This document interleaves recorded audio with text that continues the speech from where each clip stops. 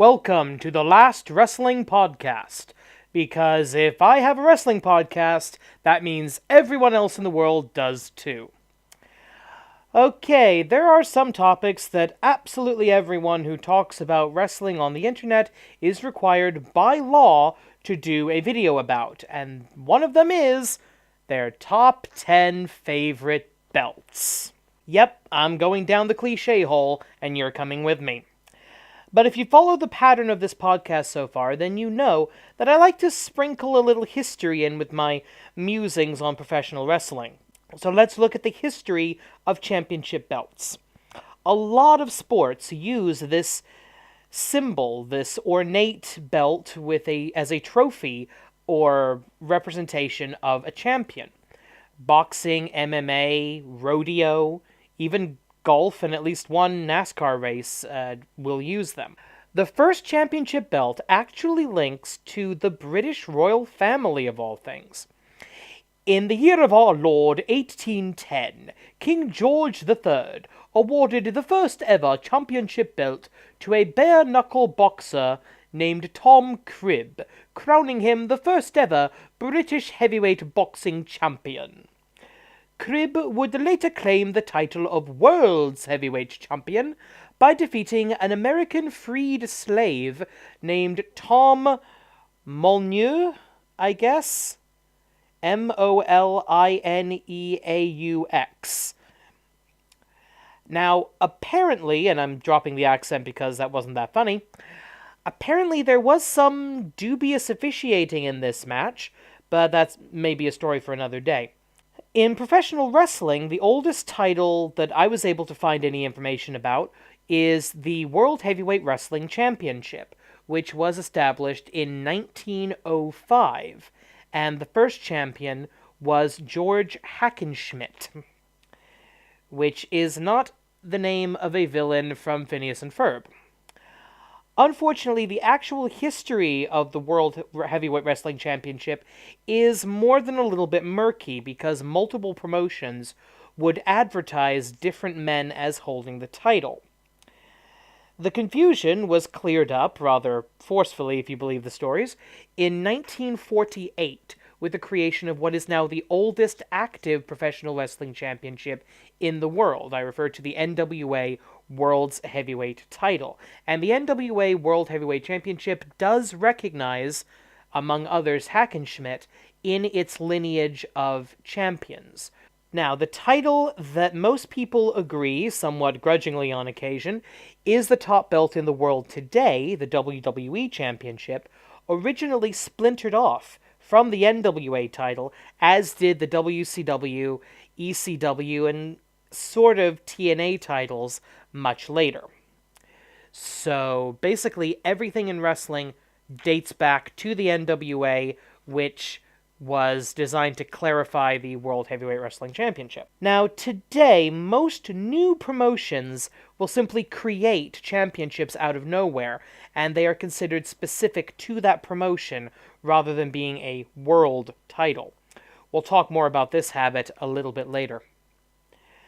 Now, this is where I would usually put in a fake sponsorship, but frankly, those were getting too dark for my taste. I want these podcasts to be funny and or informative, and not everyone appreciates dark humor. So for now, the Last Wrestling Podcast is sponsored by the Animated Wrestling League. Yes, my other show. Check out awlwrestling.blogspot.com or blogspot.jp for the best car wrestling in the world today. We're currently building up to our May Supercard event, the Golden War, where we will be crowning our first ever AWL Joshi champion in a 4-woman ladder match in the main event. Additionally, all the AWL titles will be defended. Now, let's talk about the list. First, a couple of rules. 1. No personal titles. Personal title meaning a belt that is specific to a single individual wrestler. Even if that belt has been held by other people, it was still intended for that one person. So that means no Smoking Skull belt, no Brahma Bull belt, no $1 Million title. 2. No more than 2 titles per promotion.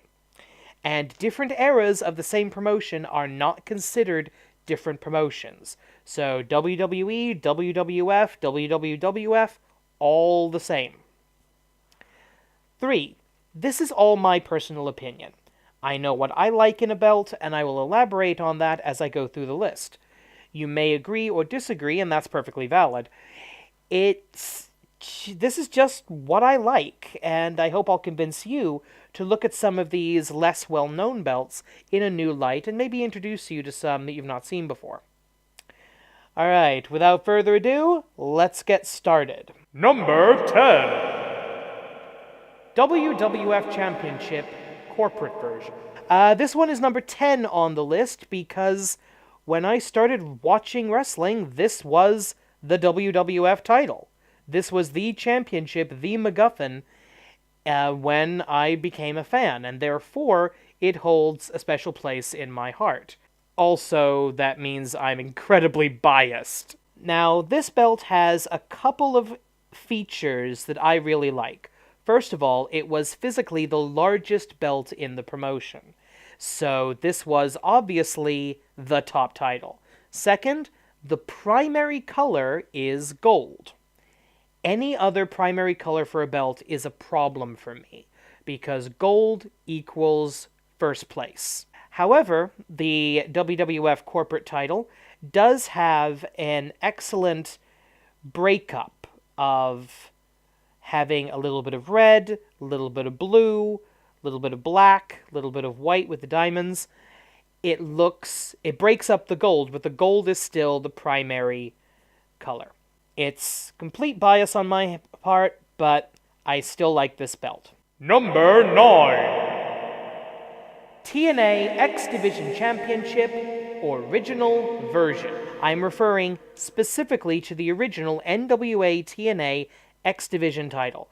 This is, by the way, also the only TNA title on this list. One of my criteria for a good belt, especially if you have more than one belt in a promotion, is that it must be distinctive. You need to be able to tell from the back row of the arena, however big that arena may be, which title somebody is holding. And that big, bold, red X on the belt is exactly what I want from that.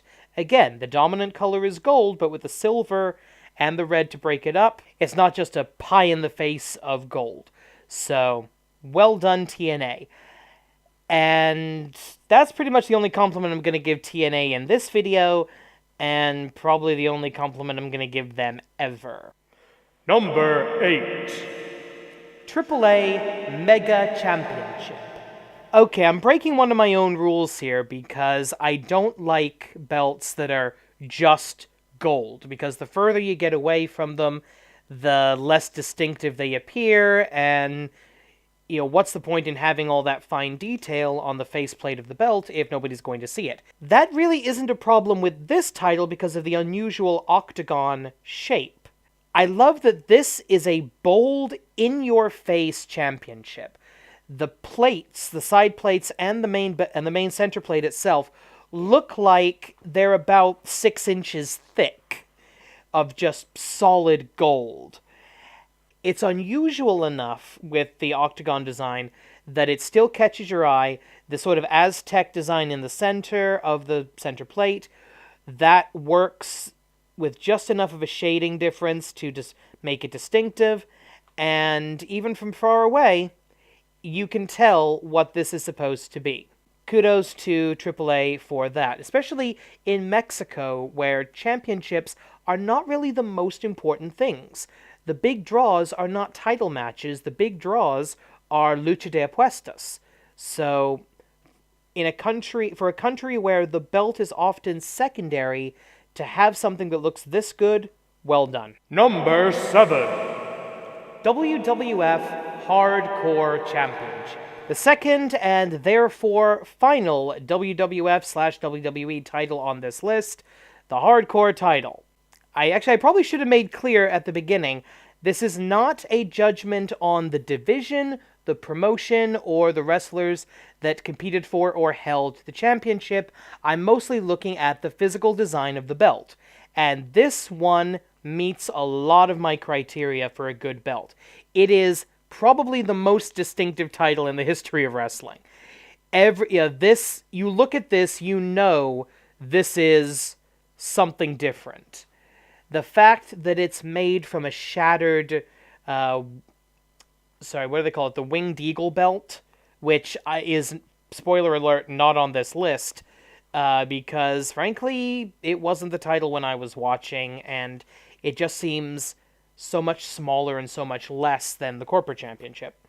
But the fact that it's made from a known title, it says expressly what it is on the front, and the fact that it was kind of falling apart. There were bits hanging off. This really looked like somebody hit an old belt with a hammer.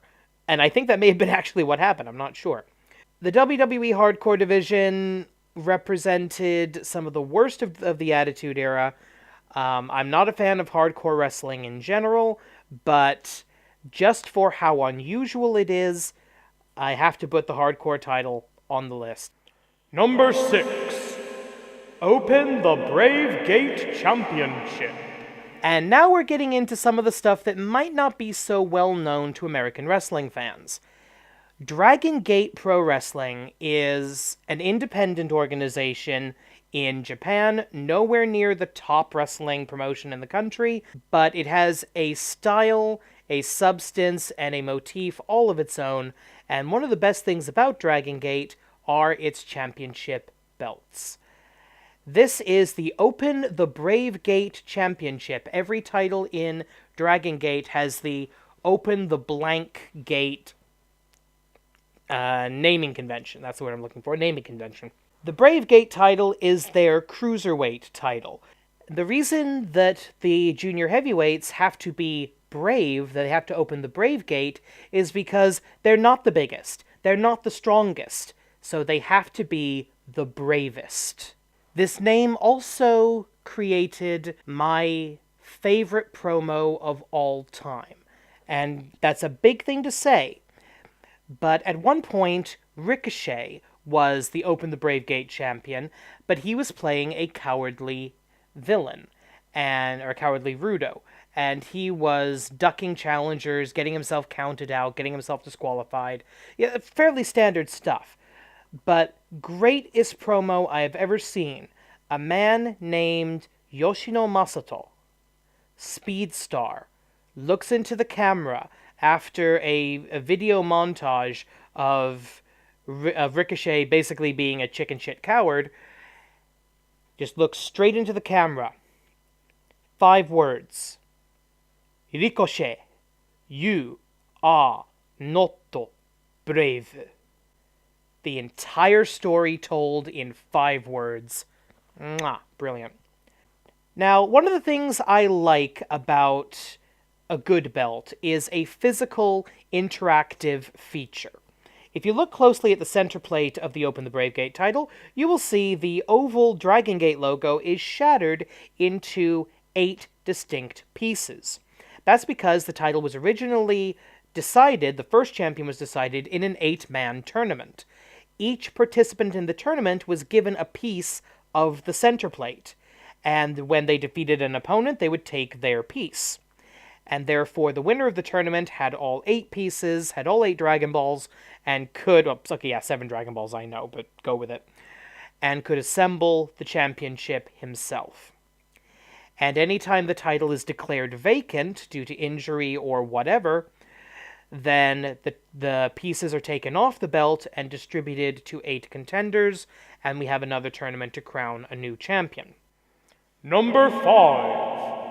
NWA World Heavyweight Championship. The 10 pounds of gold. And I'm referring specifically to the dome globe version of the belt that you're seeing on your screen right now. There have been a couple of other versions of the NWA World Heavyweight title. I don't like any of them. This is the best. This is the big one. And I couldn't possibly justify it being any lower on the list than number 5. I love the flags on the side plates. I love the simplicity of it. Again, gold is the dominant color, but it's got enough breaking it up that it doesn't look that It doesn't look plain. It doesn't look pedestrian. It looks like something prestigious. It has a design that makes it look prestigious. And that's incredibly important in a good championship. NWA, it's fallen on hard times for the last, 35 years or so, but still one of the best belt designs of all time. Number 4. IWGP Heavyweight Championship, 4th belt. I'm going to say something that is kind of me jumping on a bandwagon, I admit, but this is the number 1 championship in professional wrestling today, and therefore the reigning champion, Okada Kazuchika, is the number 1 wrestler in the world. Not the first to say that, certainly not the most authoritative to say that, but it's true. Looking at this belt, this is gorgeous. This thing looks like it cost $1 million to make. Multiple jewels inset throughout. Again, primarily gold, but with enough silver to break it up so that it doesn't look like just a flat plate of gold. And it's got that interactive feature that I love. If you look on the 4 side plates, you will see little horizontal bars. Those are name plates. Those are the names of every former champion, at least it's supposed to be. And that actually makes it similar to a lot of great sports trophies. And one of the things New Japan is famous for is presenting wrestling as if it's more sports-like. So having this very Stanley Cup-like feature is an excellent addition to my mind, and it reminds you constantly of the prestige and the history of the championship. In a time when other promotions are looking to ignore their history or pretend it didn't exist, IWGP Heavyweight title, the International Wrestling Grand Prix, the governing body of New Japan, at least in storyline, doesn't shy away from the history. In fact, they celebrate it, and that's why it's my number 4 best belt in the world. Number 3. Gift of the Gods Championship, Lucha Underground. Okay, this is far and away the newest belt on this list, and there's so much to love about this. The detailing, the fact that the shape invokes older championships, but most importantly, the 7 ancient Aztec medallions. A championship belt is, I used this word earlier, a MacGuffin. It's the driving force of the story. It's the Golden Fleece. It's the treasure on Treasure Island. It's the Maltese Falcon. It's the Infinity Stones. It's what drives the rest of the plot. And in Lucha Underground, they have a mythology, a myth arc all of their own. Once upon a time, there were 7 ancient Aztec tribes that fought each other in combat using the powers of gods and demons as weapons of war. Today, this war is being fought on a new front, in the wrestling ring, and not by seasoned ancient warriors, but by modern-day gladiators, luchadors, and luchadoras. I love that. I love that they're creating essentially a high fantasy story in professional wrestling. This is awesome. And the Gift of the Gods Championship shows a lot of that story. In fact, it gave us details. Getting high-resolution scans of this belt explained a lot that we didn't get from the narrative on its own. The way this title works, the 7 medallions are either won in matches or given to wrestlers by usually Dario Cueto. They can also be stolen. But once the 7 medallions are placed in the belt, they create the Gift of the Gods. The Gift of the Gods match is a 7-person, 1 fall to a finish match, the winner taking the title. Now, if you have the Gift of the Gods, you have power, you have greatness, you have the ability to demand a championship match for the Lucha Underground title, for the original Aztec Gold, anytime you want. The only rule is you must give 1 week's notice for sportsmanship and so that it can be promoted. as a title match. So no sneaky cash-ins. I love that. I love that we have rules and we stick with them. It's brilliant. But looking at these 7 medallions, they each represent one of the 7 ancient Aztec tribes. And as I mentioned earlier, this is how we first found out what all the tribes were. Looking at the belt, we can see the Jaguar tribe, the Bull tribe, the Reptile tribe, or the Serpent tribe, the Dragon tribe, which I believe is El Dragon Azteca's tribe, the Moth tribe, the Rabbit tribe, and one on the end that looks kind of like a bird. Not entirely sure what that one is. That really hasn't been expressed too much. But the fact that a belt can have such significance in an overall plot for a wrestling show is brilliant, and that's why it makes number 3 on the list. Number 2, Chikara Grand Championship. Okay, personal bias coming to the forefront again. This is the top belt of my favorite wrestling promotion, bar none. I am a huge fan of Chikara. But beyond that, this is just a beautiful belt. One of the things a lot of people don't understand about Chikara is that the people making it are huge fans of the history of professional wrestling around the world. And as such, you can see in this belt at least 3 or 4 other famous championships that are being given recognition or homage here. You've got the flags on the side, similar to the NWA title. You've got the primary gold center plate with blue in the middle, similar to the corporate WWE Championship, or even the Winged Eagle title. You've got the sort of shield-like design of the center plate, which is kind of reminiscent of the WCW or World's Heavyweight Championship, the big gold belt. And yet, it's got a style all of its own. This looks like something prestigious. This looks like something that athletes fight to hold. This looks like the wrestling version of the Stanley Cup or the Lombardi Trophy or the World Cup Trophy. Something. Actually, yeah, it kind of looks a little like a belt version of the World Cup Trophy now that I think about it. At the beginning of this video, I mentioned the fact that a lot of independent promotions will just create a belt out of nowhere. That's not how this happened. Chikara was in existence for nearly 10 years before they had a singles championship. They had their Young Lions Cup and they had their tag team titles, but they never had a singles championship. And I will admit, I always saw that as a weakness of the promotion, because you don't know who's the best. You just don't. But in 2011, they had a season-long tournament, round-robin tournament, called the 12 Large Summit, that eventually crowned on their, I believe their first iPay-per-view, High Noon. They crowned the first champion. It was Eddie Kingston, in one of my favorite matches of all time with him and Lightning Mike Quackenbush.